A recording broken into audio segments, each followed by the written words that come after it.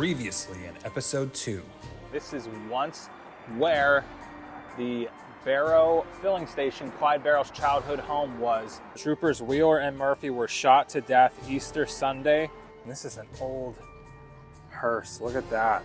Right below us, the famous Ted Hinton.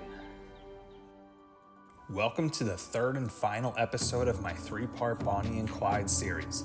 In this series, I'll be taking you to significant places and never-before-seen locations around Dallas, Texas, in Bonnie and Clyde's story. You know them as the outlaws and bank robbers of the 1930s, the infamous duo whose names will remain in American history for all time. Join me as we walk the same steps and follow the trail of Bonnie and Clyde. Welcome everyone to episode number 3 of my Bonnie and Clyde series. Actually, if you just watched video episode 2, thank you very much. We ended off right here at the old Lily McBride house. Now we're starting episode number 3. It's pretty interesting. So when that was happening, just to recap, there was a shootout here. This was also known as the Bonnie and Clyde Dallas shooting house. There was a shootout. Clyde ended up killing one officer. Then he ran away. Bonnie picked him up a block away, and then they drove down. They made their way to Eagle Ford Road, which is down there, and they made a right. And that would take them to their back road out of Dallas. So what we're gonna do is we're gonna go follow their exact trail. We're gonna see their escape route where the bridge was that would get them out of Dallas. And it's also the location that they would meet their family and friends in secret. Good episode in this one. This is a little interesting to start off the video, but we're at a golf course. We're at the Irving Golf Club here outside of Dallas, Texas. We are following this trail about 10 minutes into the woods to the old Bonnie and Clyde getaway bridge / this is also the spot where they would meet their parents and yada yada, and we'll talk about it. But this is the path through the woods. I'm excited. I've never been here before, but you're coming along with us. Welcome to episode number 3, Bonnie and Clyde series. Let's go. And so the journey begins. It is really cool to see this old bridge, even starting here.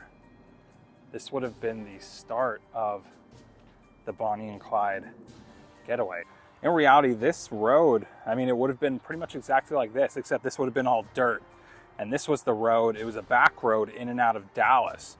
And that's why Bonnie and Clyde used this as their escape route. After I'd say about a 10 or so minute walk, almost a mile in, we have arrived. I'm gonna throw in photos here too. I was just telling my wife, it's crazy to think this was, obviously this was the road back then. It's the original bridge, the original escape road, but Bonnie and Clyde took photos right here. I'll throw in photos of Bonnie and Clyde. There's a photo with Clyde and his sister. There's other photos with Bonnie, Clyde, and their brothers, but I've never been here, and I don't think anyone on YouTube has filmed this, officially stepped on the Bonnie and Clyde bridge. So it's definitely worth the walk out here, just to know the history of this bridge. And this was their family meeting spot. Back in 1933, this area was known as the Devil's Back Porch. It was a dusty, rutted dirt road. Bonnie and Clyde found themselves sitting in their black Ford coupe, waiting to meet up with their loved ones. It was here that they exchanged hugs, smiles, tears, and horror stories. Many photos were taken here at these meetings. Here, a 15-year-old Marie Barrow proudly poses with her older brother Clyde. This photo was taken in 1901 on the road showing the old sign to Dallas. This is really cool backing up. As soon as you approach the bridge, the sign's right here. So this is what it used to look like. It used to have that top over it. And there's actually a poem right here. From Irving to West Dallas, viaduct is known as the Great Divide. where the women are kin and the men are men, and they won't stool on Bonnie and Clyde. How cool is that? Remember in one book I read last year, it talked about Bonnie and Clyde meeting their family. They always had this meeting spot, you know, outside, just outside of Dallas or on the edge of Dallas, and they would meet there, you know, Thanksgiving or Christmas. They would meet at this secret location. Eventually, the cops found out where it was and they got busted, and Bonnie and Clyde got away, long story short, but I never knew where their location was until recently, after doing more of this research, and find out it's literally right here. This is where the Parkers and the Barrows and their friends met Bonnie and Clyde. Perfect way to kick this off at the Bonnie and Clyde Getaway Bridge. Now, speaking of Bonnie Parker, we are now heading to her gravesite. And just like that, we have made it to Crown Hill Memorial Cemetery with the mausoleum right in the back. And we are in the search of the gravesite of Bonnie Parker. Now, I have been here, this is my third time, so if you are in the area and want to come see Bonnie Parker's gravesite, here's how you get there. There's the main entrance right there. You drive in, we parked right behind me, and she is right here behind these bushes. She's kind of hidden. There she is. And what do you know? There's a wreath of roses. Look how nice the grass is, right? And then look in front of Bonnie's. And there's just footprints here all the time. And somebody left a heart-shaped wreath rose. Wow, that is something. Usually there's shotgun shells on her grave. Not today.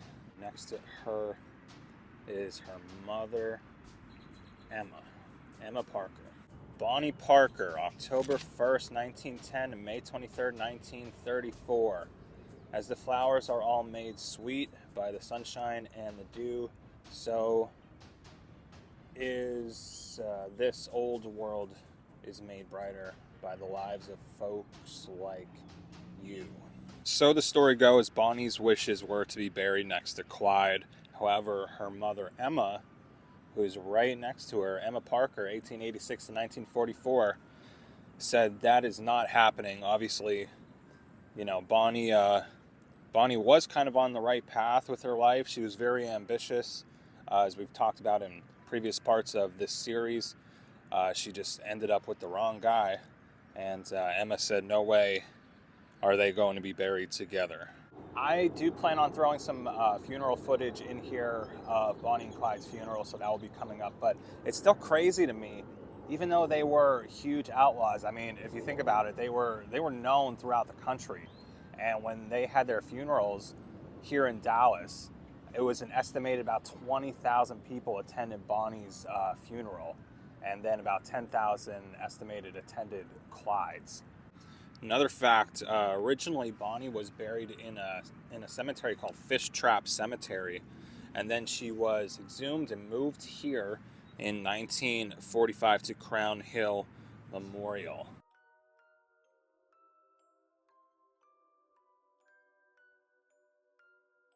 At another funeral home in Dallas, 3 miles across the city from where Clyde's body lay, lies the body of Bonnie Parker, and here the crowd is even greater.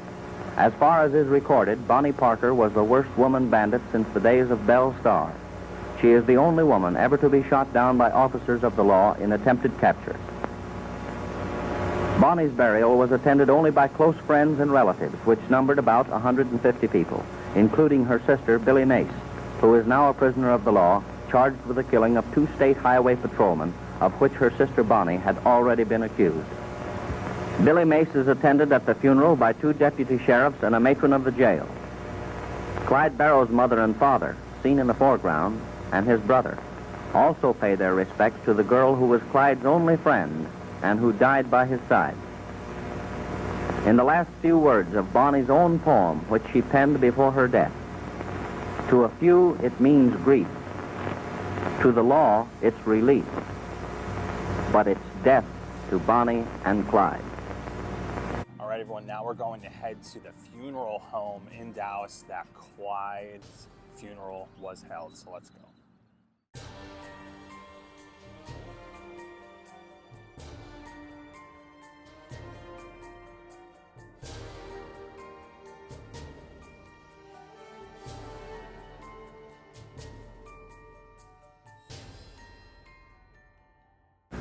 Thousands attend the homecoming of Clyde Barrow.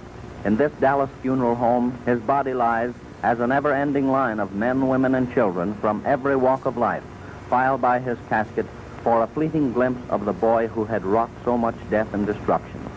Everyone wanted to see how such a bad boy looked in death.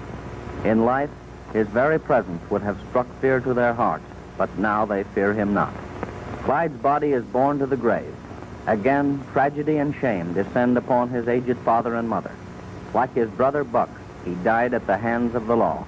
It is to be hoped that Clyde's younger brother, who is here shown attempting to console his mother, may yet vindicate the name of Barrow and make it stand for something in the community besides crime and murder.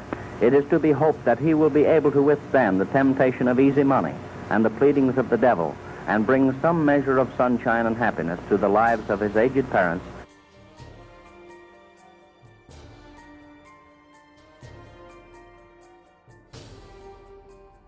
I mean, I would have imagined the hearse would have came right up here. Clyde's body in the casket would have went right through those doors. And it would have been held right in here. It is so crazy to be here where Clyde's funeral happened. I never thought I would, but here we are today. Now, the building that Bonnie Parker's funeral was held, that's no longer here. It was demolished years ago. It's now just an open highway, so I'm not even going to take you guys there in this series. Cool, and I'm glad I was able to bring y'all along right here. All right, next location, let's go.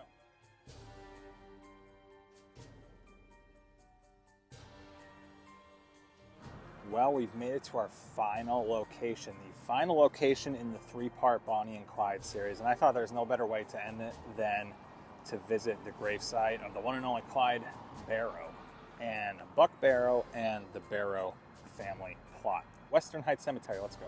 They purposely have this path here, and it leads you right to the gravesite of Clyde Barrow. Straight ahead is the Barrow family plot. This is my 5th time here, and it doesn't get old. It really doesn't get old. So the one and only Clyde Barrow and his brother Marvin, everyone knew him as Buck, obviously, are buried 6 feet below us right here. So Clyde was born March 24th, 1909, obviously died May 23rd, 1934. And Marvin, aka Buck, actually died just about 1 year before him, gone but not forgotten. And there they are. And it's just blows my mind, like I said. Obviously there's the headstone, but they're literally right below us. Crazy. And then over here, this is, like I said, this is the entire Barrow family plot. His father, Henry, and their mother, Kumi, both buried right there. Obviously, they had a very tough life. Obviously, they did not want anything to end up like it did.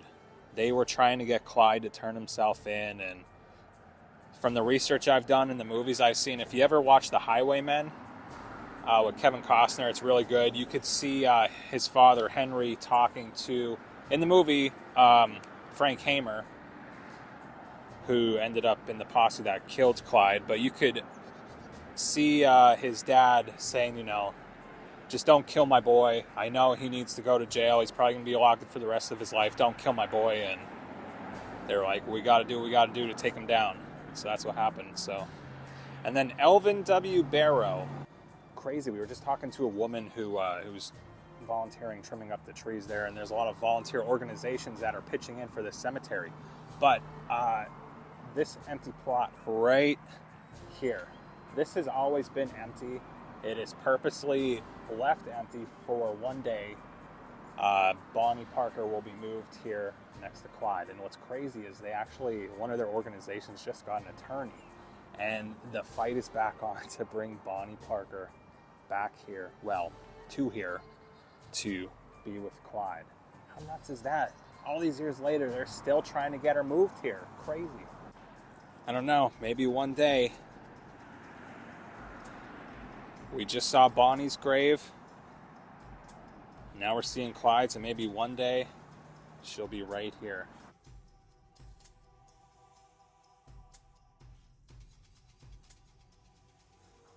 All right, before we end this series, I was thinking actually my wife thought of this, what better way to end the Bonnie and Clyde series than in the Bonnie and Clyde's Hideout Sports Bar and Grill here in Grapevine, Texas. Never been here before. Let's go see what they have. Like, this is an original paper. Robert tricks farmers into helping escape. So that paper came out after they were killed. One of their most famous photos. And look at that. We were just here filming the H.D. Murphy Edward Wheeler spot. This is where they were killed. This is what the road used to look like.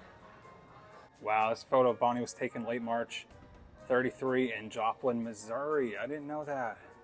I do have a Joplin, Missouri Bonnie and Clyde video on my channel if you're interested. Go check it out. Oh my gosh, this is where we were in the beginning, on the bridge. This photo was taken right there too. Crazy. And of course I had to go with the Bonnie and Clyde old fashioned. Wow, look at this old paper. Posse kills Clyde Barrow and Bonnie Parker. Wow.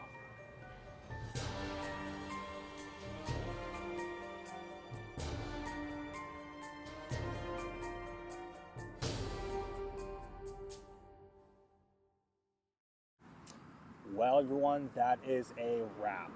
My 3-part Bonnie and Clyde series has come to an end, and I hope you enjoyed. If you haven't seen the first 2 episodes, make sure you go check them out. I hope you like them all, subscribe, comment, and it's been fun going around Dallas and seeing these locations today. I want to end with not a fan of what they've done, what they did, but I'm a fan of history, and I do live in Dallas, and it's cool to see these locations. If you'd like to see the real locations of Bonnie and Clyde's final day, click this video next.